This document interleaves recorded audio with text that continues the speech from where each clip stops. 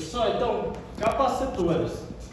Então, tudo que a gente utiliza hoje em dia, geralmente ele tem um capacitor, que ele é o quê? É um dispositivo que armazena energia elétrica. Então, se vocês abrirem, por exemplo, o controle remoto de vocês, vocês vão pegar a plaquinha e vai ter um capacitor lá. Então, ele vai ter uma energia armazenada, na hora que você aciona ele descarrega essa energia e realiza o comando que você dá. Então, o capacitor mais simples que a gente tem é um capacitor com duas placas paralelas. Então, a gente coloca duas placas de material condutor separadas por um meio isolante. Geralmente, esse meio isolante é o vácuo. Então, se a gente colocar uma diferença de potencial nesse circuito, um lado da placa vai ficar com carga positiva e o outro lado vai ficar com carga negativa. Então, verificou-se que a carga que se acumula nessas placas, tanto na positiva quanto na negativa, era diretamente proporcional à diferença de potencial que a gente aplicava no capacitor.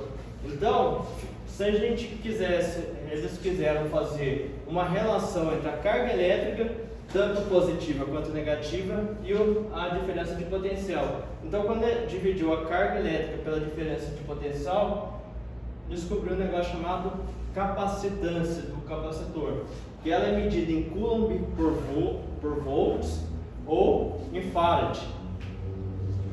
Então, a carga elétrica ela é igual a capacitância vezes a diferença de potencial. Então, a quantidade de carga elétrica é diretamente proporcional à diferença de potencial que a gente aplica no capacitor. E a gente também pode calcular a capacitância como a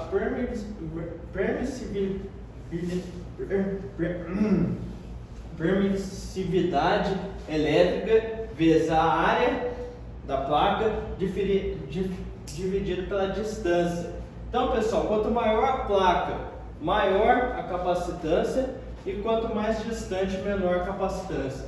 Então, a capacitância está diretamente proporcional à área da placa e inversamente proporcional à distância entre elas. Então, pessoal, como a gente vai ter cargas positivas de um lado e carga negativa de outro lado, a gente vai gerar um campo elétrico entre essas placas. Então, ó, dá para a gente calcular o campo elétrico também. O campo elétrico vai ser a diferença de potencial dividido pela distância das cargas. Então, quanto mais distante, menor o campo elétrico. Quanto maior a diferença de potencial, maior o campo elétrico. E, como vocês podem imaginar também, se a gente tem duas cargas opostas, elas vão se atrair. Como elas vão se atrair, a gente vai ter uma energia potencial, uma energia que pode realizar trabalho. Então, a gente vai ter uma energia potencial. Então, ó, se a gente aumenta a diferença de potencial e aumenta a carga, a gente vai ter um gráfico crescente de energia armazenada no capacitor. Então, se a gente calcular a área debaixo desse gráfico de DDP pela carga elétrica, a gente tem a energia potencial, que vai ser, no caso desse gráfico, carga base vezes a altura dividido por 2, né, que é a área de um triângulo. Então, carga vezes a diferença de potencial dividido por 2.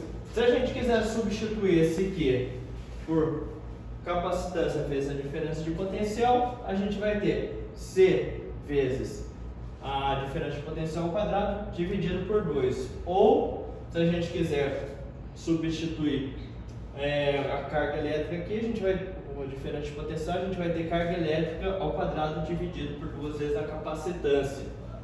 Então, o capacitor é um dispositivo que armazena energia elétrica. Só tudo bem?